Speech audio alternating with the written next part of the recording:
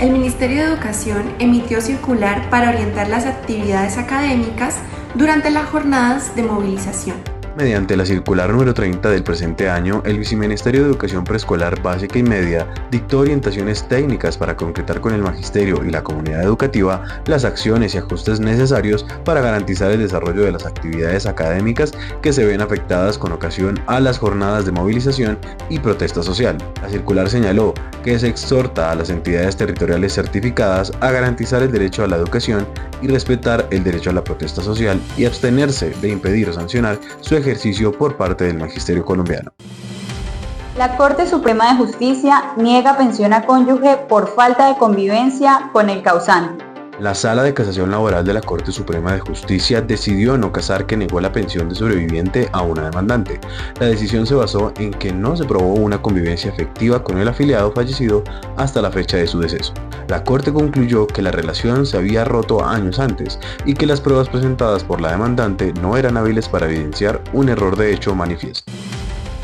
La Corte Suprema de Justicia señaló que un accionante alcanzó a cotizar el número de semanas requeridas para causar el derecho a la pensión de sobrevivientes de su madre. La Sala Laboral de la Corte Suprema de Justicia procedió a dejar en firme la decisión por la cual se declaró que el accionante tenía derecho a la pensión de sobrevivientes causada por el deceso de su hija, al determinar que la norma vigente a la fecha de este, y por eso aplicable al asunto, era el artículo 12 de la Ley 797 de 2003. Explicó que aunque para la juez de primer grado la afiliada alcanzó solo 49,43 semanas de las exigidas en el trienio anterior a su óbito, el total de las pagadas ascendían a 52,71 y de ellas 50 en el interregno exigido, por eso halló causado el derecho. La Corte Constitucional advierte a jueces que prevalecen los derechos de niños, niñas y adolescentes cuando con sus medidas los afecten, sobre todo cuando se trate de temas prestacionales.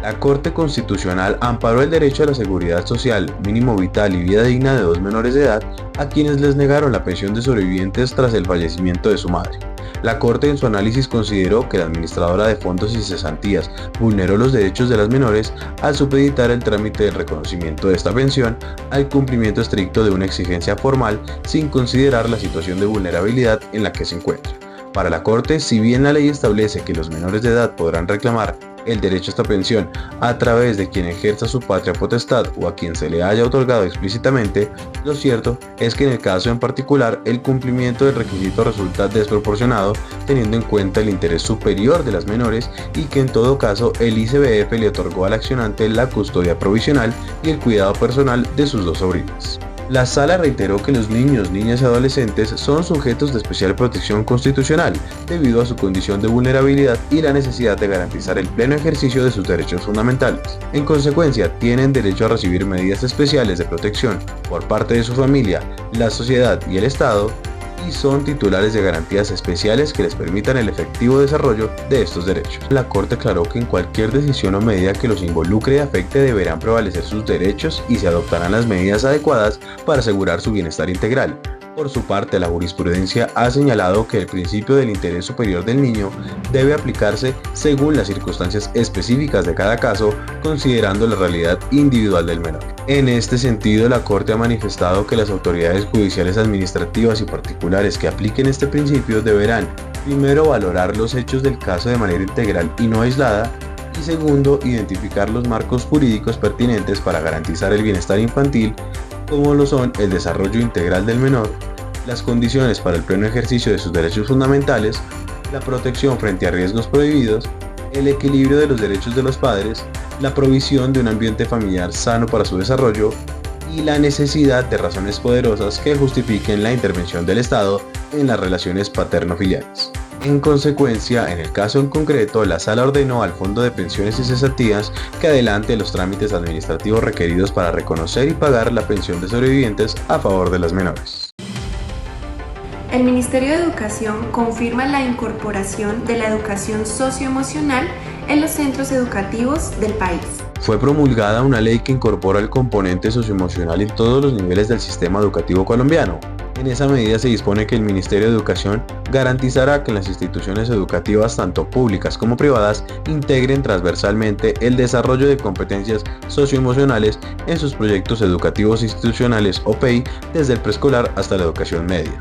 Esta normativa busca fortalecer habilidades emocionales en los niños, niñas, adolescentes, docentes y demás miembros de la comunidad educativa, adaptando los contenidos a cada contexto social y cultural. La norma contempla la creación de espacios formativos en estas competencias para directivos, cuidadores y orientadores, así como la activación de rutas de atención y redes de apoyo frente a emergencias en salud mental. Se promoverán programas de educación emocional y se garantizará la participación de las familias en el fortalecimiento del bienestar emocional de los estudiantes. El enfoque preventivo también abordará problemáticas como el acoso escolar y el uso problemático de redes sociales.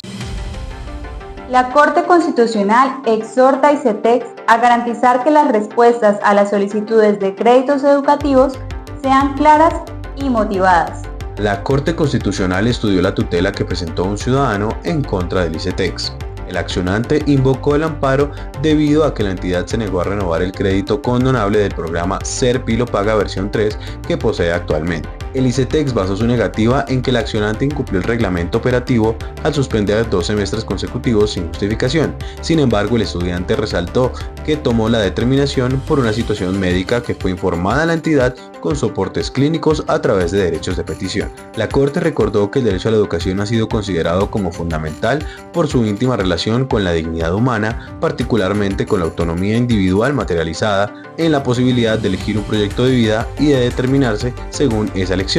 Además, constituye un pilar esencial para el desarrollo integral de la persona y su proyección en la vida en comunidad. Del mismo modo, aclaró que, aunque el Estado no tiene la obligación directa de proveer una educación obligatoria en niveles de estudios superiores ni frente a personas mayores de 15 años, la Constitución lo hace responsable de la educación conjuntamente con la familia y la sociedad, por lo que tiene el deber de procurar el acceso progresivo de las personas. En el caso en concreto, el ICETEX y el Ministerio de Educación vulneraron los derechos de petición y a la educación del actor, al excluirlo de manera definitiva como beneficiario del programa Ser Pilo Paga versión 3 por el incumplimiento de ciertos requisitos del reglamento operativo, sin haber considerado que dicho incumplimiento obedeció a una condición médica grave, oportunamente informada y acreditada, ni haber analizado de forma sustantiva las solicitudes presentadas por el accionante. En consecuencia, la Corte exhortó al ICETEX para que en adelante garantice que las respuestas a las solicitudes excepcionales de beneficiarios de sus programas de crédito educativo sean de fondo claras y motivadas.